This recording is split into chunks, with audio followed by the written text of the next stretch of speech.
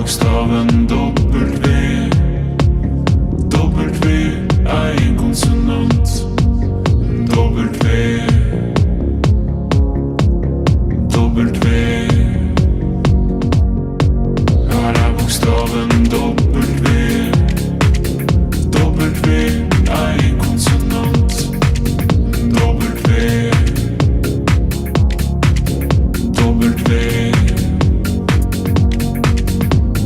Valdemar begynner med W.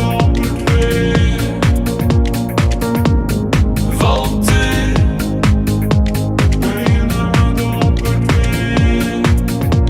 Warszawa begynner med W. Walkie-talkie begynner med W.